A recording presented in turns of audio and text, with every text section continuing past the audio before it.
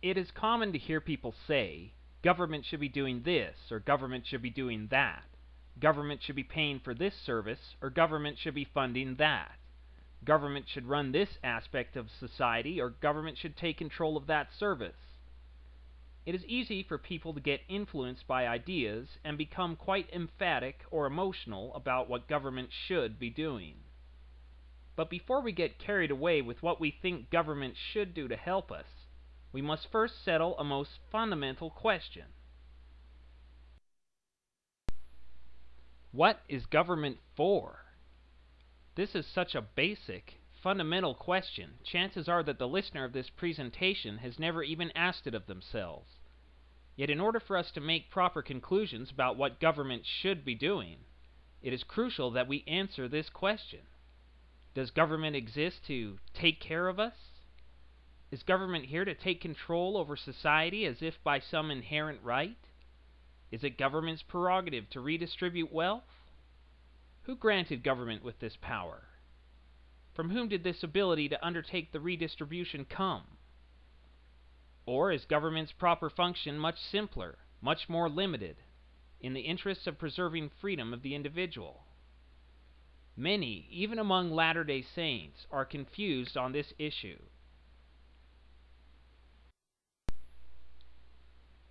This presentation will answer these questions using reason, the Latter-day Saints scriptures, teachings of the prophets, teachings of the Founding Fathers, and the principles of the Constitution of the United States.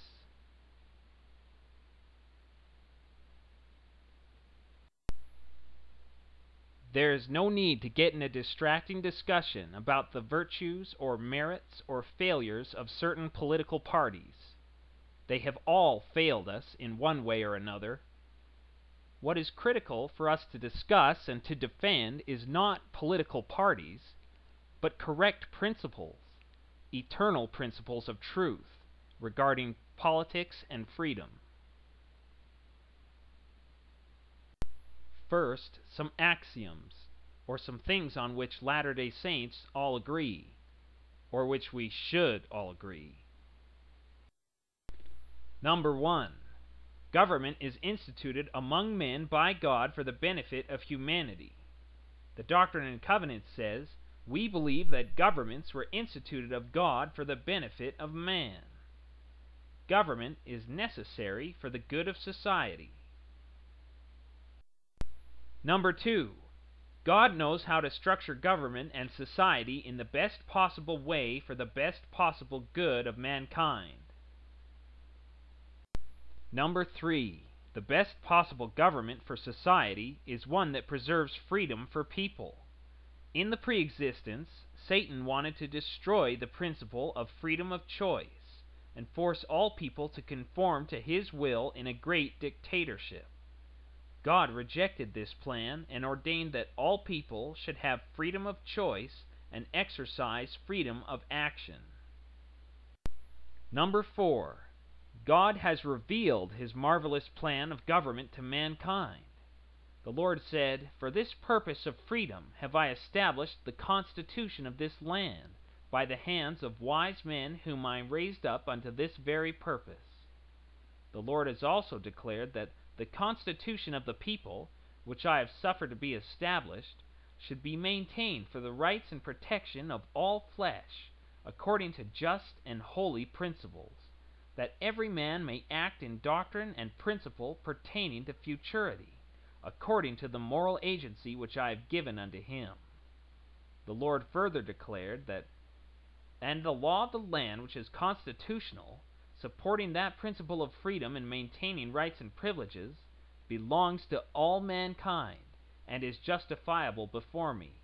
And as pertaining to law of man, whatsoever is more or less than this cometh of evil."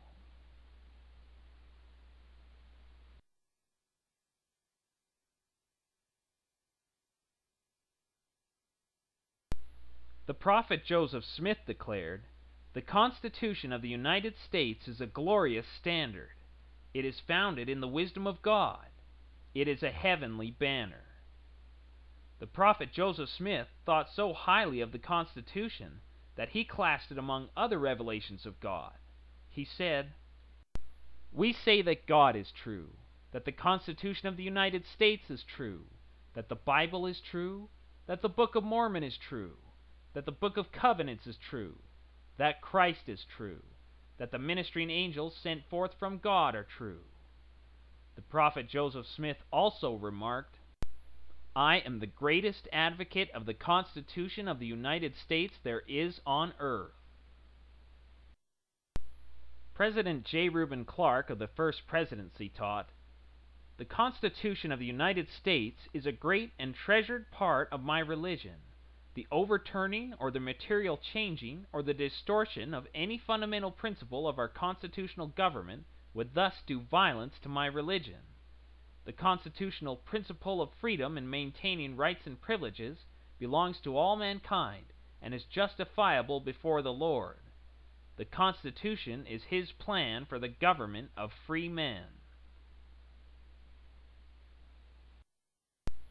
President David O. McKay taught, "If we would make the world better, let us foster a keener appreciation of the freedom and liberty guaranteed by the government of the United States as framed by the founders of this nation." Here again, self-proclaimed progressives cry that such old-time adherence is out of date. But there are some fundamental principles of this republic which, like eternal truths, never get out of date, and which are applicable at all times to liberty-loving peoples. Such are the underlying principles of the Constitution, a document framed by patriotic, freedom-loving men who Latter-day Saints declare were inspired by the Lord. President McKay also taught, "There is nothing in this world upon which this church should be more united than in upholding and defending the Constitution of the United States." I repeat that no greater immediate responsibility rests upon members of the church than to protect the freedom vouchsafed by the Constitution of the United States. Axiom number 5. Man has unalienable rights. The Declaration of Independence reads, "We hold these truths to be self-evident, that all men are created equal, that they are endowed by their Creator with certain unalienable rights, that among these are life, liberty, and the pursuit of happiness." As Mormons, we're bound to believing the Declaration of the Doctrine and Covenants. We believe that no government can exist in peace except such laws are framed and held inviolate as will secure to each individual the free exercise of conscience, the right and control of property, and the protection of life. Where did these unalienable rights come from? Did government bestow upon people their rights? Not at all.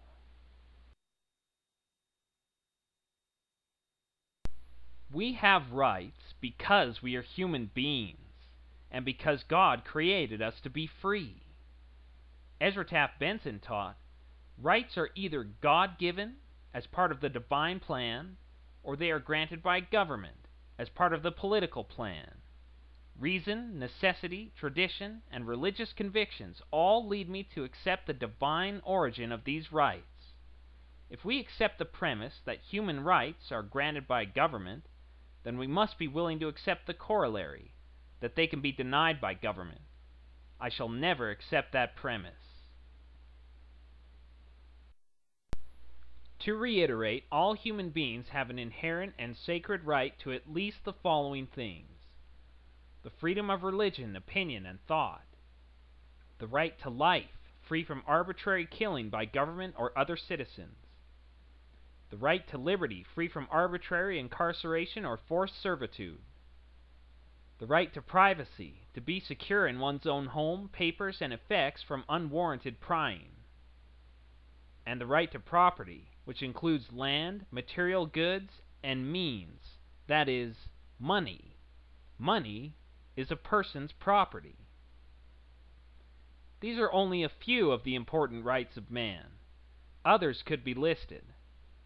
But all of the rights of man can be summarized in the simple phrase, the rights to life, liberty, and property. The only way in which these rights may be restricted is if the individual has infringed on the rights of another. Otherwise, these rights must be protected by government and kept sacred. In regards to private property, John Adams taught, the moment the idea is admitted into society that property is not as sacred as the laws of God, and that there is not a force of law and public justice to protect it, anarchy and tyranny commence. Property must be secured, or liberty cannot exist.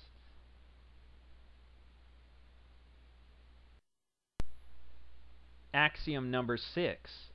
The government receives its authority to govern from the people. Many people are under the impression that the government is supposed to have all power over the people, but this is not the philosophy of freedom.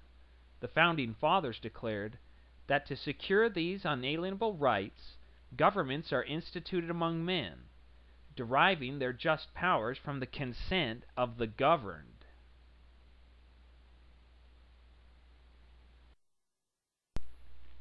In a free society, it is the people who are the ultimate source of power.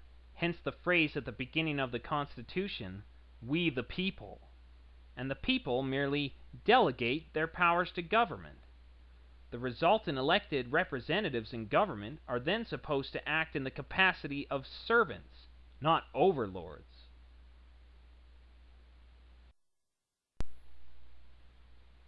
Thomas Jefferson stated, "I consider the people, who constitute a society or nation, as the source of all authority in that nation." And all authority belongs to the people.